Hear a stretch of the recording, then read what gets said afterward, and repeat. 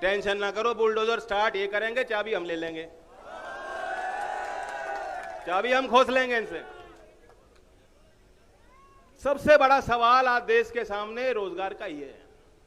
बहुत बड़ी चिंता लोगों की है, नौकरी नहीं मिल रही। 2018 में अर्धसैनिक बलों की नौकरी निकाली थी इन्होंने 55,000 की भर्ती, और नागपुर से पैदल चल के दिल्ली आ रहे हैं बच्चे। 18 में नौकरी निकली, 19 में इम्तिहान लिया, 1 साल बाद रिजल्ट निकाला और सबको नौकरी दी नहीं, पद भरे नहीं गए पूरे। अब वो पद खाली छोड़ रही सरकार जानबूझकर। सेना में भी उन्होंने यही किया, जानबूझकर 2019 के बाद भर्ती नहीं की। आप नौजवानों समझ लो, जो आपके बीच आके आरएसएस वाले कहेंगे ना, देखो नौकरी मिल तो रही है, मोदी जी का इतना बड़ा दिल है, देखो उन्होंने आपको नौकरी दी है, नई नौकरी मिल रही है, कितनी अच्छी बात है, 4 साल की भले सही हो, नौकरी है तो, यही कहेंगे आपको। 2019 में 80,000 भर्ती किए थे, 2 साल 3 साल पूरे भर्ती नहीं करी, उसके बाद 46,000 आधी नौकरी निकाली है, और वो भी नौकरी नहीं है, ट्रेनिंग है। तो आर्मी का आईटीआई बना दिया। तो इनसे बच के रहना। ये तो ऐसे लोग हैं कि आपकी जब जेब कट जाएगी तो आपको आके बताएंगे बहुत अच्छा हुआ भाई, टेंशन खत्म। अब बेकार में बटुआ संभाले फिरते थे, बार बार हाथ जाता था तुम्हारा बटुए को संभालने के लिए, अब किसी और का भला हो जाएगा, बुरा मत मान लो, तुम्हारी जेब कट गई, यही बताएंगे आपको। ये गंजे को कंघा बेच सकते हैं, बेचने में माहिर हैं, तो इनसे सतर्क रहना, होशियार रहना। आज दूसरी पंचायत है, कल यहां से मैं बिजनौर जाऊंगा। लगातार 16 तारीख तक हमने घोषित किया, 16 के बाद हाउस होगा, और सदन में भी मौका मिलेगा। सदन में भी बेरोजगारी के सवाल, नौजवान के सवाल, किसान की बात, मुजफ्फरनगर की बात, वहां सदन में सदन की गरिमा रखते हुए रखूंगा, ये मैं आपको वादा करता हूं। और इस पहले चरण के बाद हमारे पास तो प्रतिभाशाली नौजवान भी हैं और प्रतिभा भी आ गई हैं। राजस्थान से चल के आई, धन्यवाद देता हूं। इस मुद्दे में राजस्थान में भी बहुत उबाल है, हरियाणा के नौजवान भी सड़कों पे आए थे। अगर ये सरकार मनमानी करेगी और आपकी बात नहीं मानेगी तो वहां भी जाकर हम लोग जहां विरोध करेंगे, जहां कोई विरोध करेगा सरकार का, सबसे पहले हम लोग वहां पार्टी के कार्यकर्ता पहुंचने का काम करेंगे। तो मैं धन्यवाद देता हूं बहुत। हाँ, दिल्ली की भी कॉल करेंगे, पहले हम लोग टोटल एक्सपेंडिचर उसका 2011-12 में डिफेंस पे 16.7% खर्च होता था, और वो घट के 13% हो गया। 10 साल में घटा है डिफेंस पे एक्सपेंडिचर।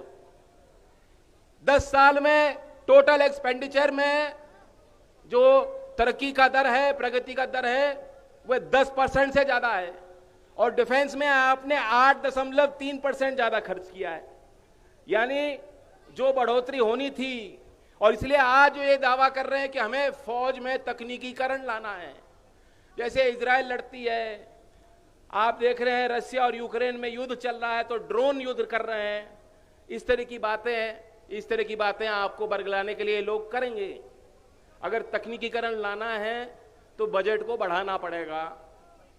आप फौजी की पेंशन काट देंगे तो फौज का मनोबल गिर जाएगा, खत्म हो जाएगा, और लड़ने की क्षमता समाप्त हो जाएगी। कोई तकनीकीकरण होने वाला नहीं है, और मैं दावे के साथ कहता हूं उनके पास कोई योजना नहीं है। आज जो इससे पहले जो सेना में भर्ती होते थे, बड़े बड़े अधिकारियों ने इसका विरोध किया। क्यों किया? मैंने भी उनसे बात की, समझने की कोशिश की, और उन्होंने मुझे बताया कि फौजी 3 साल की तो ट्रेनिंग के बाद तैयार होता है, जिसको सियाचिन में लड़ना है। 3 साल से पहले फौजी तैयार नहीं हो पाता, उसकी बड़ी टेक्निकल ट्रेनिंग होती है, और ये 6 महीने की ट्रेनिंग दे रहे हैं। 6 महीने की ट्रेनिंग में क्या सीखेगा वो? वे अग्निवीर नहीं बनेगा, वो अभिमन्यु बनेगा। वो अभिमन्यु की तरह चक्रव्यूह में उसको मारने का इन्होंने इंतजाम बना रखा है। और मेजर जनरल योगेंद्र जी ने कहा है कि फौज मरने के लिए नहीं होती, मारने के लिए बनाई जाती है। जिस घर का शहीद होता है उसके दर्द को आप समझने की कोशिश करें मोदी जी।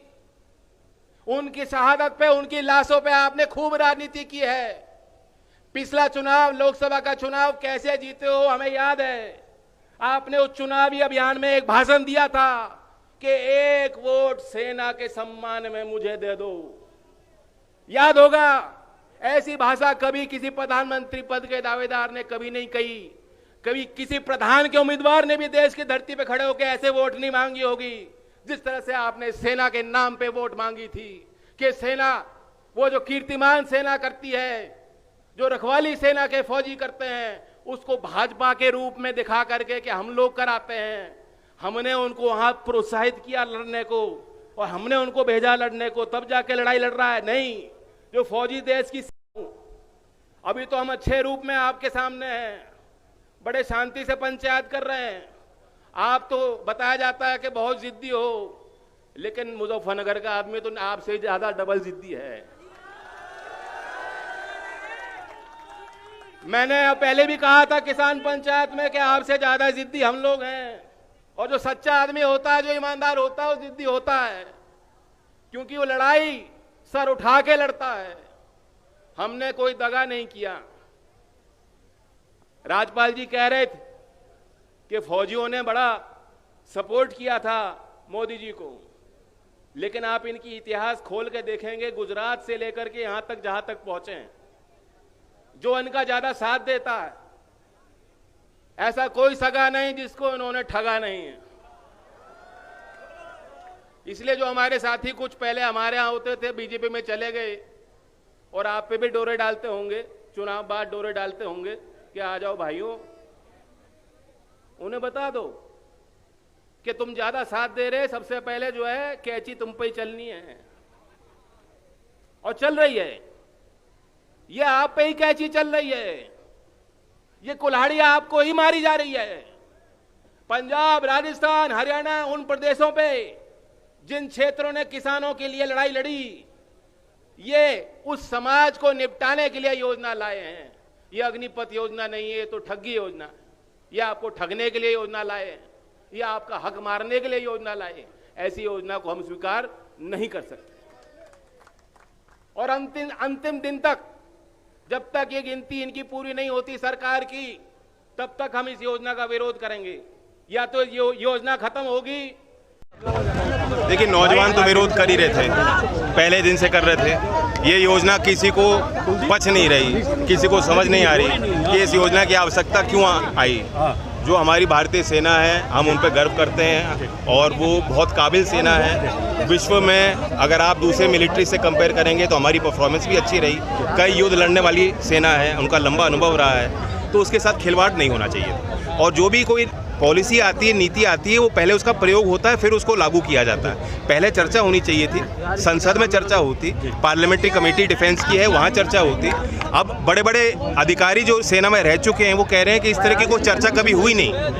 मतलब सेना में अंदरूनी तौर पे भी इसकी कोई रिपोर्ट, कोई तैयारी नहीं थी, कोई नीति नहीं है, ये सिर्फ घोषणा है। जैन जी, पंचायतों के बाद क्या रणनीति तैयार कर रहे हैं, कैसे? 16 तारीख तक पंचायत होंगी, उसके बाद हाउस चलेगा, हाउस में भी मुद्दा गूंजेगा, उठेगा, और आखिरी पंचायत बागपत में है, तो वहीं आगे की रणनीति हम बनाएंगे। उदयपुर कांड हुआ है तो क्या कहना चाहते हैं? कौन सा? उदयपुर कांड बहुत दुखद है। इस तरह के जो हेट क्राइम हो रहा है, ये आतंकवाद से कम नहीं है। उसके बाद अमरावती में भी यही कांड है। हाँ जी, गलत। महाराष्ट्र में बीजेपी ने एकनाथ शिंदे को आगे करके फेल कर दिया, क्या कहेंगे? हम सेना की बात कर रहे हैं, वो शिवसेना पे उनकी नज़र है। युवाओं को क्या कहना चाहेंगे? हाँ जी, नौजवान हिम्मत से काम लें, धैर्य से काम लें, और पहले जो विस्फोट हुए थे अब हो भी नहीं रहे हैं। नौजवान समझ भी गए हैं और इनका राजनीतिक विरोध हम लोग कर रहे हैं। और अगर ये जो योजना लाए हैं सरकार नहीं हटाएंगे तो सरकार हटाने का विकल्प हमेशा जनता के आगे रहता है। सर, दो तो कैसे आप चाबी छीन लेंगे बुलडोजर की? देखिए, बुलडोजर अनैतिक है, असंवैधानिक है, जिस तरह से प्रयोग हो रहा है। कोर्ट में भी इसका कोई सरोकार नहीं है। सुप्रीम कोर्ट ने भी प्रदेश की सरकार को लताड़ा और उनको ये नोटिस दिया, कहा कि आप कानून के दायरे में ही काम कर सकते हैं। जैन जी, अगर ये योजना नहीं बदली गई तो क्या स्टेप रहेगा? ये तो पंचायत में ही फैसला होगा, जनता का क्या मिजाज है। इसलिए मैंने कहा आज मुजफ्फरनगर के लोगों का मिजाज देखकर हम लोग उत्साहित हुए। अच्छी संख्या में लोग यहाँ पहुँचे और आशीर्वाद दिया।